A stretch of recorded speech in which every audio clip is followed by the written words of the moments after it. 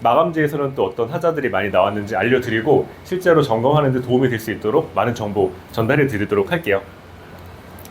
우선 이런 준비물들이 있을 텐데 여러 가지가 아마 나올 거예요, 찾으셔도. 그런데 이 중에 가장 중요한 건 줄자 그리고 바가지, 이런 것들은 꼭 챙기시는 게 좋아요.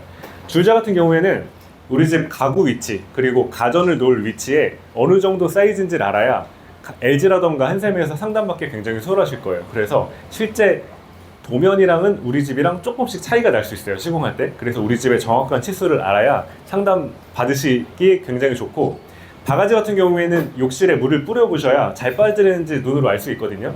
그렇기 때문에 필요하니까 알고 계시면 좋고, 바가지 없으면 커피 좀 큰 거 마신 다음에 세면대에 버리시고 그 물통 대신에 사용하셔도 돼요. 우선 저희는 이게 가장 중요하다고 생각을 하거든요. 사진 다 찍으셔도 되고요. 우리 집을 빠짐없이 모든 걸 확인을 하셔야 돼요, 사전 점검 때. 그래서 현관 들어가셔서 왼쪽 또는 오른쪽 정하신 다음에 한쪽 방향으로 돌아가시면서 모든 방을 들어가시면 좋아요. 그래야 빠짐없이 볼 수가 있고, 예를 들어서 현관 또는 거실 들어가시면 벽, 바닥, 천장 머릿속으로 입력하셔가지고 순서대로 보시면 사전 점검 때 우리 집의 모든 공간을 눈으로 보실 수 있어요. 만약에 빠져 있다라고 하면은 보통 큰 하자들이 내가 놓쳤던 어딘가에서 보통 나와요. 그래서 일단 우리 집의 모든 곳들을 확인을 하면 사전 점검은 어느 정도 성공하셨다, 이렇게 생각이 됩니다. 다음부터는 공사 종류별 유형에 대해서 간략히 알려드릴 텐데요. 조금 빠르게 진행할게요. 도배 같은 경우에는 시공이 잘 돼 있어도 사람들이 왔다 갔다 하다가 손상이 많이 될 거예요. 그러니까 특히 흰색 도배 같은 경우에는 조금 꼼꼼히 보신 다음에 찢어져 있는지 파손되어 있는지 보셔야 되고, 마지막 사진처럼 이런 경우는 도배는 깔끔해도 안쪽 벽이 구멍이 있다거나 울퉁불퉁해서 보수를 하는 사진이에요.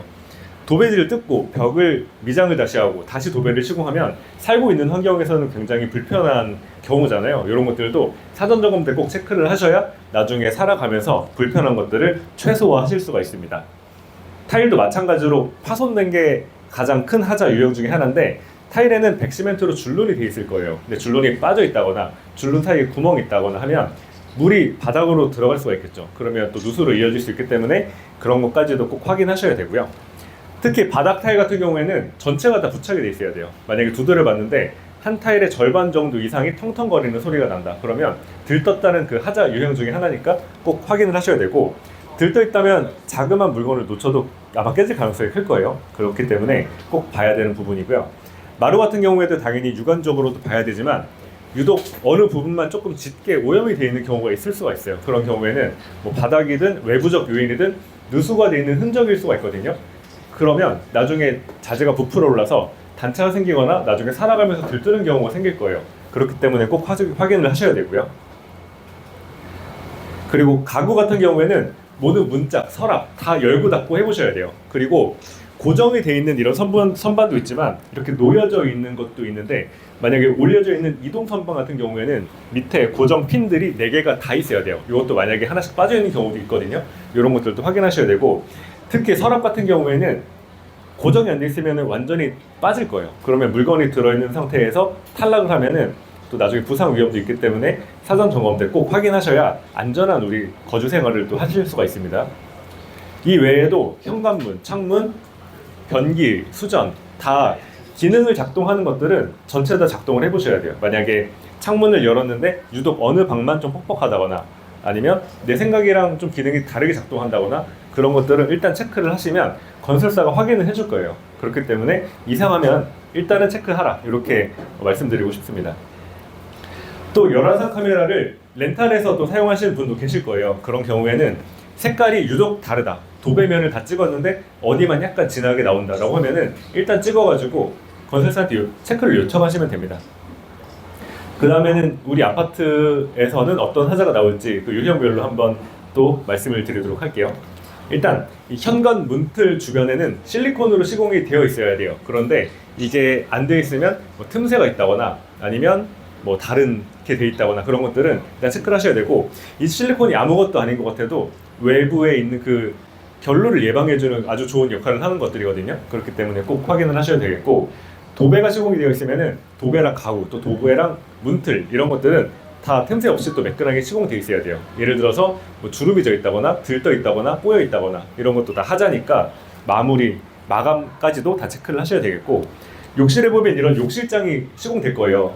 여기 욕실장 아래를 살짝 흔들어 봐가지고 덜렁덜렁 거린다 라고 하면은 실리콘이 빠져 있는 거거든요. 이 실리콘이 틈새를 메꿔주는 역할도 하지만 두 자재를 부착해주는 역할도 해요. 그런데 만약에 고정이 안 돼 있다 라고 하면은 사용하다가 탈락할 수도 있으니까 꼭 이런 부분도 중요하게 확인을 해 보셔야 되고, 누수는 눈으로 볼 수 있겠죠. 물방울이 맺혀 있는 걸 확인하면 되는데, 이런 세면대 하부 같은 경우에는 고개를 넣어야지만 보일 거예요. 이런 부분도 꼭 놓침 없이 확인을 하시는 게 좋겠고, 우리 집 천장을 열어보면 윗집에서 사용하는 배수관들이 우리 집 천장으로 지나갈 거예요. 그런데 이런 연결부라던가 캡 부분에 물방울이 고여 있다거나, 아니면 욕실 천장 바닥에 넓게 오염이 되어 있다거나 물이 고여 있다거나, 그러면 이 배수관에 누수가 있는 거거든요. 이런 것들도 꼭 체크를 해보시면 좋겠고, 그리고 아까 말씀드린 것처럼 욕실 바닥에 물을 부어서 한 10분, 15분 후에 물이 배수구 쪽으로 다 빠지는 게 아니라 변기 옆이라던가 입구 주변으로 엉뚱한 데 고여있다.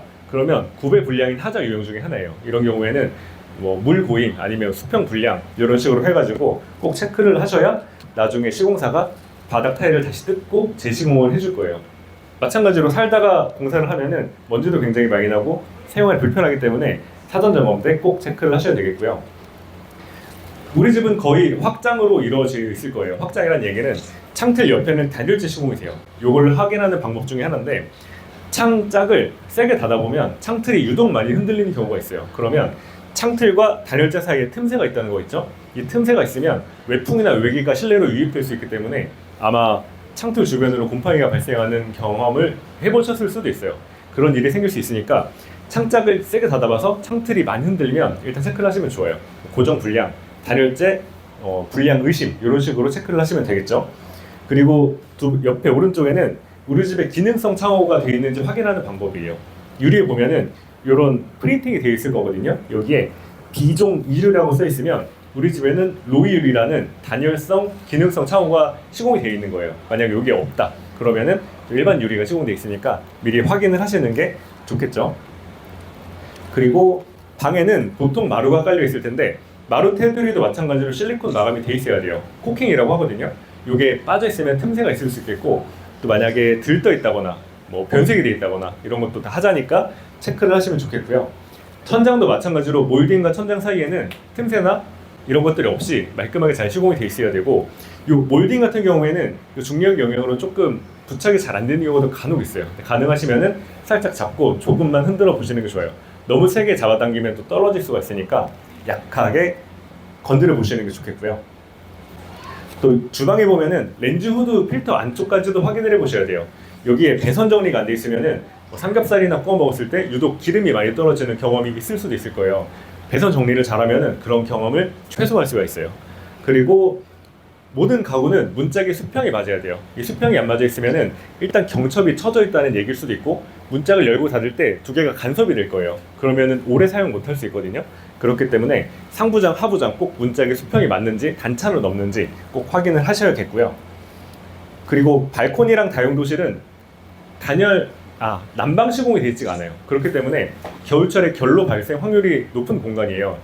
이 문짝을 닫았을 때 문틀과 문짝 사이에 틈새가 없어야 돼요. 이 틈새는 고무 패킹, 가스켓이라는 고무 패킹으로 시공돼 있어야 되는데, 여기 틈새가 있다라고 하면 찬 바람이 들어와서 이 문틀 주변으로 아마 물방울이 맺히는 결로가 발생할 거예요. 이런 것들도 꼭 확인하셔야 되고, 발코니에 보면은 우수 배관이 지나갈 거예요.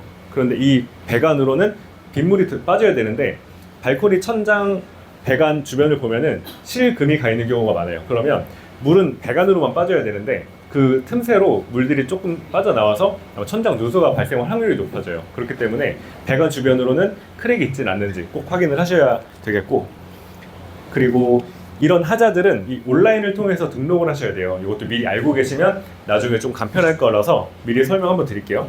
이 평면도에 어느 공간에 하자가 발생하는지 그 위치를 입력하시고 하자 유형을 체크하시면 돼요. 예를 들어서 거실, 창호, 우측, 도배, 손상 이렇게 입력하면 건설사가 그 내용을 접수를 받아가지고 하자 보수를 진행할 거예요.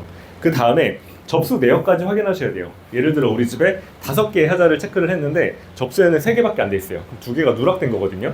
이 2가지는 아마 처리가 안 될 거예요. 전달이 안 되기 때문에. 그래서 내가 만약에 뭐 몇 가지 하자를 체크를 했으면 그것들이 다 접수가 되어 있는지까지 꼭 확인을 하셔야 정상적인 하자 등록이 다 완료가 되실 거예요. 감사합니다.